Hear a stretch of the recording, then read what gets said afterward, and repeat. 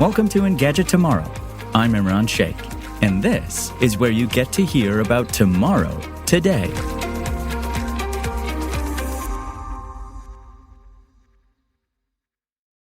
Today, we're talking about two big firsts for the future of travel down here on Earth and up in space.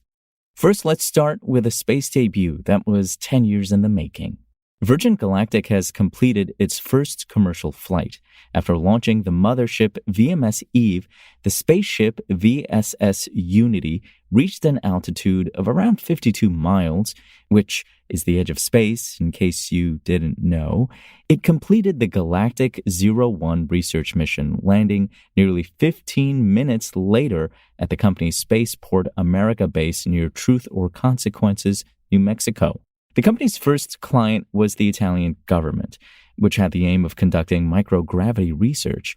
The Air Force Colonel Walter Villadei, Air Force Lieutenant and Flight Surgeon Colonel Angelo Landolfi, and Pantaleone Carlucci, a research council member acting as flight engineer and payload specialist, were all aboard, and Unity was piloted by retired U.S. Air Force Lieutenant Colonel Michael Masucci and Nicola Pisil, with Virgin Galactic trainer Colin Bennett also on board. Before the commercial flight, Virgin Galactic had conducted 5 crewed spaceflights in total. The last one was in late May with 4 employees aboard.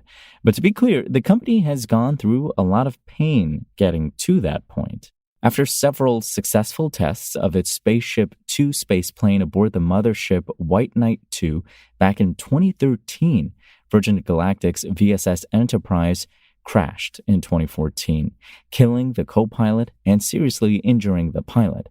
Flight testing resumed with VSS Unity's glide test back in 2016, and the ship finally reached space in 2018. The company's first fully crewed spaceflight took place in 2021, when Unity hit an altitude of 53.4 miles with founder Richard Branson on board.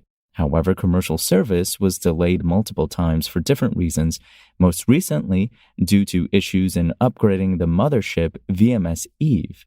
From a financial perspective, the launch was crucial for Virgin Galactic.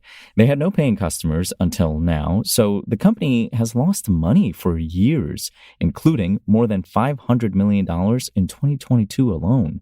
It advertises seats at $450,000 per ticket and previously set a goal of having 1,000 reservations prior to its first commercial launch. Virgin Galactic's main rival in the suborbital tourism space race is Blue Origin, which uses a conventional rocket rather than an airplane mothership. Blue Origin CEO and Amazon founder Jeff Bezos has said that Virgin Galactic failed to deliver a true spaceflight experience compared to Blue Origin's system that topped 62 miles in altitude past the Kármán line, often used to mark the beginning of space. Others consider 50 miles the threshold. But Blue Origin has had problems of its own. Last year, one of its new Shepard rockets suffered from a booster failure about a minute after takeoff, forcing the company to deploy its escape system for the uncrewed capsule, which worked as designed. Another rival, SpaceX, offers a far different experience. Its Falcon 1 rocket and Crew Dragon capsule take customers into a true orbit. SpaceX has even flown a private crew to the International Space Station on a 10-day mission, reportedly for a $55 million fee. Back on Earth, and for a much cheaper price this summer, North America's first hydrogen-powered train began traveling across the Canadian countryside. The French passenger train is a short-term demonstration running through the end of September that aims to spark adoption in Canada and the U.S.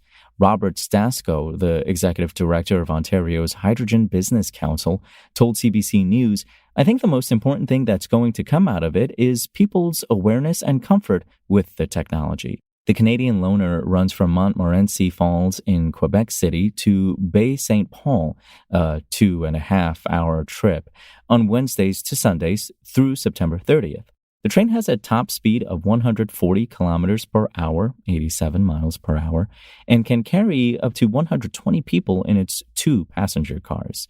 The French company Alstom makes the train and says its acceleration and braking performance is comparable to standard diesel engine trains without the emissions.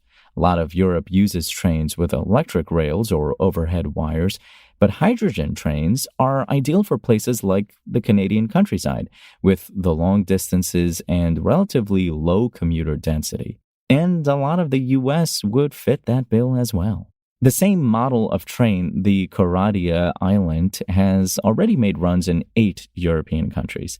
As many as 14 of the same model began running a route in Lower Saxony, Germany last year. Alstom began testing the trains in 2018 and has additional contracts in Germany, Italy, and France. The company says European clients have ordered 41 of the train sets. The CEO of Arnois Energie, the train's hydrogen fuel supplier, Serge Arnois, says the Coradia Island uses a ballpark of about 50 kilograms of hydrogen a day.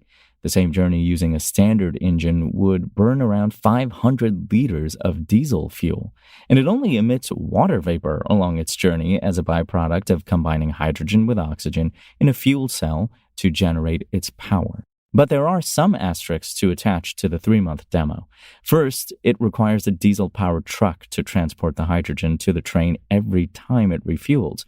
Arnois says that ideally, the hydrogen would eventually be produced on-site to avoid this step. It makes you wonder about the emissions produced on its presumed voyage from Europe to Canada for its mere 3-month demo, but the train will move on to other North American cities after its summer residence, with the long-term goal for the tour to help promote widespread hydrogen train adoption across different North American regions, which, if all goes well, could more than offset the carbon footprint from its diesel truck top-offs and journey across the Atlantic.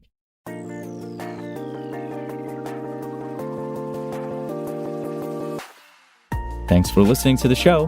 Make sure to rate, review, and subscribe on Apple Podcasts. Today's show featured journalism by Engadget contributors Steve Dent and Will Shanklin, and was produced by Spoken Layer. I'm Imran Sheikh. Have a great weekend, and we'll talk more on Monday.